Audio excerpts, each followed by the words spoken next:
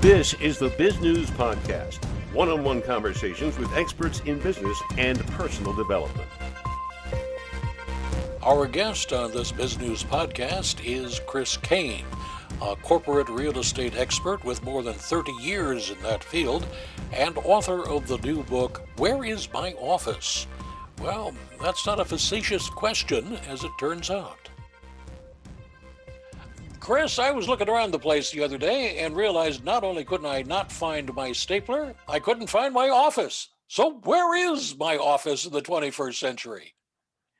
That's a great question, Doug. I think a lot of people never really had to ask that question before, because many of us who have that type of work, office work, have just been basically a bit like robots. We used to get up, get in the car, drive for an hour or whatever, and go to the office, to your cube or your office, or if you were senior enough, to your executive corner office.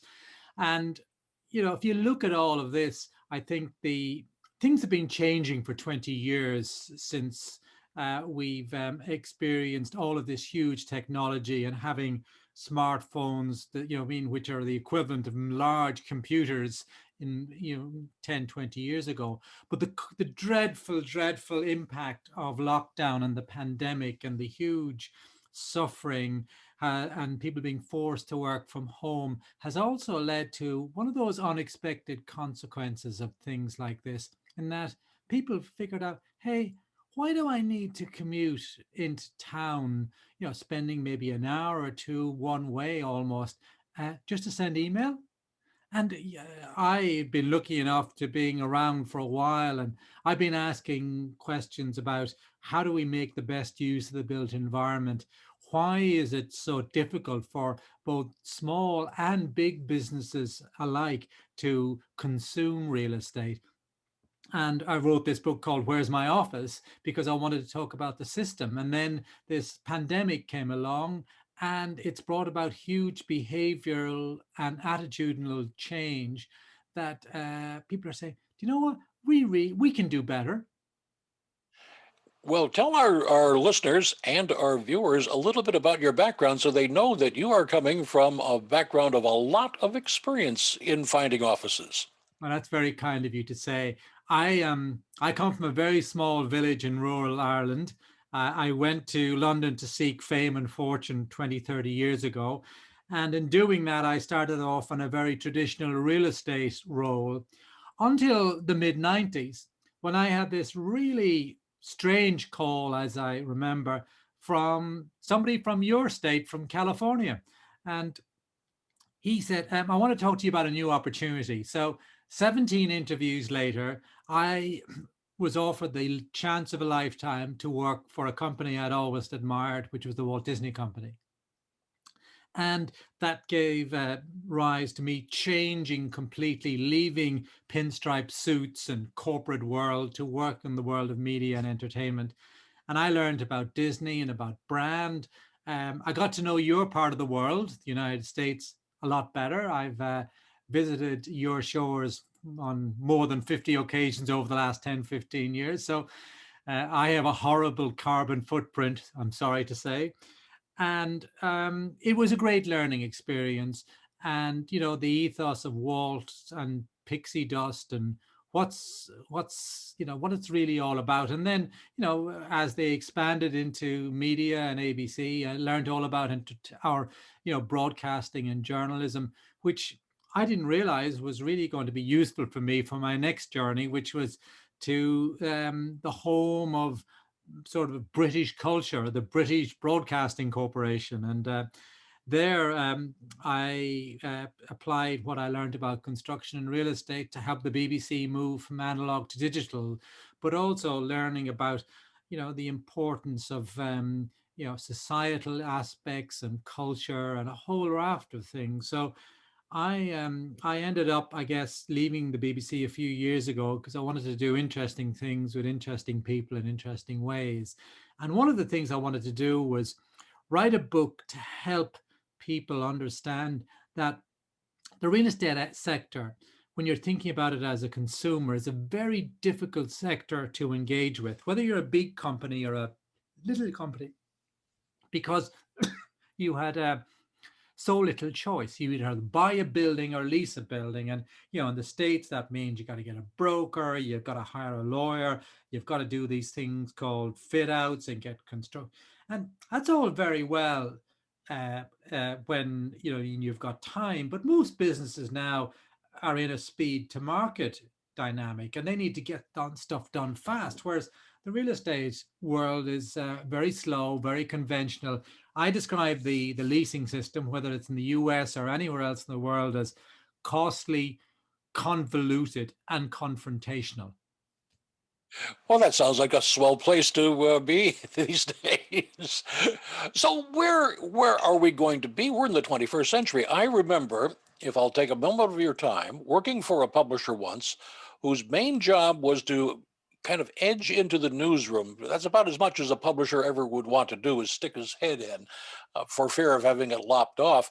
And what he would do, you could just see he would be counting noses in cubicles. Yeah.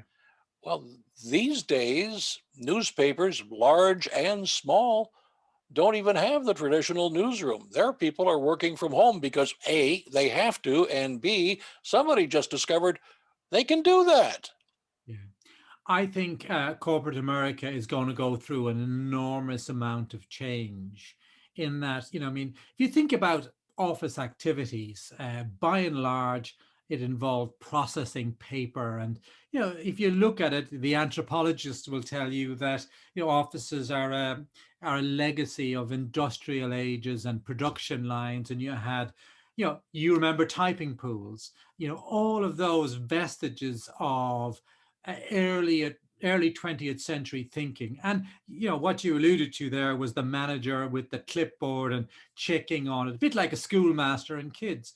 Well, people have matured, they've grown up. We're in a very different world now. And I think one of the unusual byproducts of lockdown is that what I call the middle manager core belief, which I call the principle of presenteeism, has gone out the window, because we've basically gone through an enormous experiment of saying what can be done outside of the office. And some managers have tried to move their box ticking mindsets online, and that's gone down to mixed reviews, because the game's changed. And it's changed for people, it's changed for businesses. And then you've got the real estate world where, their business model has been build it and they will come. If you put up a big building in Manhattan or in downtown Miami or in Burbank or whatever, the deal is that we'll get it, we'll buy the building, get it constructed, get it funded, and we'll get it leased, because people always need space. Well, that's not so true anymore, in terms of they will need a certain amount of space, but not to the quantum that might have been historically the case. And once people have said they can work from home, if you think about it, actually not everybody can work from home, but in most American cities, you've got enough space so you can figure things out. I've found in talking to people in the US in the last couple of months is that what been the real sort of highlight is I don't have to commute. You know what I mean? If the Bay Area, for example, is the one I can best know, is 2-hour one-way commutes, what's the point? And so there's that side of things. Lots of parents, dads and moms who have jobs in office buildings are saying, do you know what? It's nice to be able to get back and spend time with the kids, bath time and that sort of stuff. And we're now seeing, I think, a much more interest in the caring society. I wonder, are we moving away from big is beautiful to more of, dare I say, the age of human? We're going to, because who knows what we will learn and we will see happening as a consequence of when we come out of this pandemic. And, everyone in the States, as in Europe, as everywhere else, we still got a battle on our hands. This thing is not over for some time yet, sadly. But And everyone in the real estate world is saying, well, this is a bit like a market downturn, like the dot-com bubble or the 1990s. It's not. We have to be looking back to, sadly, the Great Plague of the Middle Ages, where there was an awful lot of upheaval and it was on a global basis. But what came out of all of that was a renaissance of fresh thinking and different ways of doing stuff. So my thinking is, and it's sort of laid out in the book a little bit, is we need to think differently. We need to get fresh perspectives. We need to move to a much more human-centric way of thinking about how we do office work in particular. Maybe we will not see the traditional office that you say is post-industrial, but what about pre-industrial when we had little shoppies and things like that, and the cobbler was down the lane? Well, we can't have that anymore in the 21st century with 8 billion people on this planet, can we? I wonder. I think one of the challenges where we need to come to terms with is that we've all been brainwashed, for want of a better word, of thinking along the lines of a binary thinking. It's either one thing or the other. Take, this whole debate about office versus work from home, where in reality, technology and changing attitudes now enable us to think on a much more wider construct. And, take Monday to Friday, 8 to 5, the typical working week for a lot of office type functions. Is that going to be the norm after we come out of this? Are we going to have something different? And the same then, to answer your question about, that you could describe what you're talking about as cottage industry. Why not? I mean, there are lots of places in the US where you could go and have a good quality of life. You look at, I was reading somewhere recently that, is with Tulsa, is that in Oklahoma? The city council there are offering bounties for people to come relocate there. Now, that would have been unthinkable a year or two ago. Could people, what's the usual Boise, Idaho, isn't it? That's the favorite place in the US. Why not? You look at New York Times recently talking about people leaving the Bay Area and this exodus to Austin, Texas, and even to your own Miami, Florida, and other parts of the US. So there's a lot of moving parts here, and it's no longer a binary discussion. This is much more sort of digital, for want of a better phrase, and people are going to figure things out for themselves. Now, some companies will move to be completely remote, and there's many examples who were there already. There will be some who would say, you know what, let's have a little bit of mix and match, and there'll be some companies, who can maybe say, no, we want to stick traditional. But I mean, if the United States government was taking evidence last fall on what does this remote working really mean and what can we do for it, if you're looking at that at a federal level, then the policymakers are starting to think about this. Business, big and small, are thinking about it, and you betcha the many millions of US people who work in the office building, the traditional office, are saying, you know what is the purpose of the office and why do I need to go there to send emails? Can we do something different? Now, you mentioned in your book something that you call the Omnichannel workplace. Yeah. What Hey, on earth is that? well, I didn't know anything about Omnichannel until I spoke to a guy in Nashville, Tennessee, of all places, when I was researching the book. And we were talking about, this guy was a technologist. He wasn't a real estate guy. And he was working for a medical startup. And he was saying, you know what, Chris, you got to think about this differently. And he said, you look at what happened to retail 10, 15 years ago with the onslaught of online retailing. And they had to figure things out differently. And they developed this thing called omni-channel marketing. And basically that was about making sure they could track their customer journey as a retailer, from whether they came online or whether they responded to an email or whether they rang a store or whether they saw something in a store, so that customer's journey was seamless. So I said to myself, that's what we need for office workers, and that some people in some organizations will need to be able to work any place, anywhere, anytime. So they can spend a bit of their time in a traditional downtown building. That employer may well also have a building in the suburbs, and they might spend another bit of time there. And if they're fortunate enough to have a home office, they can spend a bit of time there. Or if there's a local work hub around the corner where they can go spend time. And most people have colleagues in the places where they live, whether it's a small town or a big town. So they didn't have to commute if they could drive around the block to a work hub and say, I'd call you, or I'd have an app and say, Doug, I'm going to be in our local work hub in Sarasota on Tuesday mornings.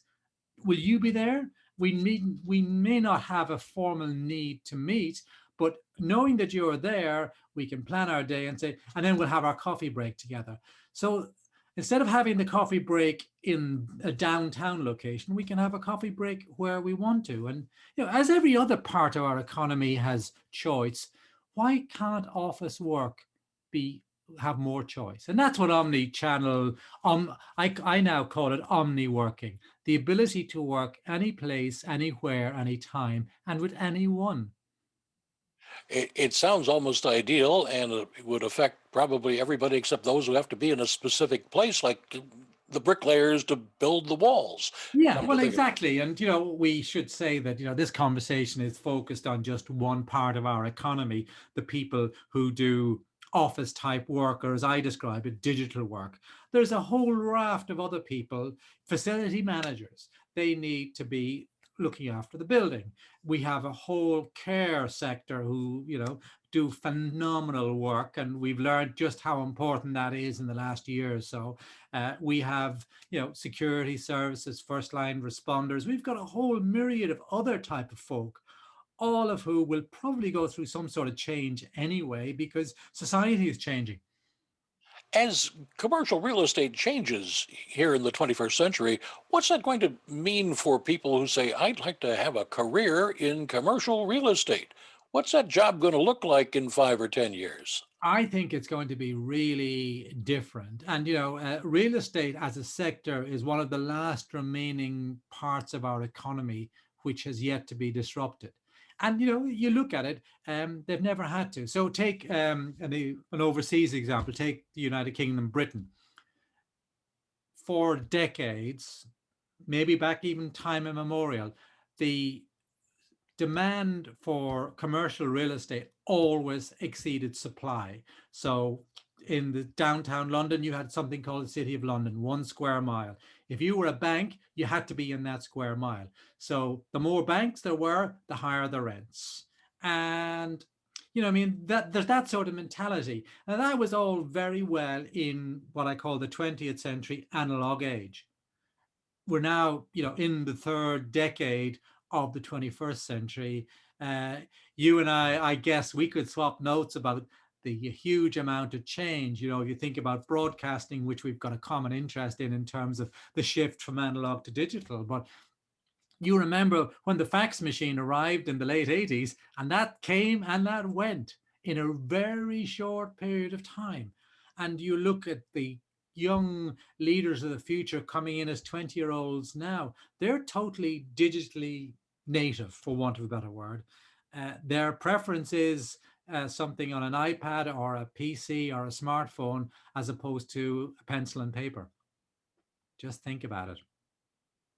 Chris, you have been very generous with a great number of ideas, and I'm sure it's got a lot of people already buzzing about it and thinking about it. But what would you like to add that we haven't had a chance to talk about?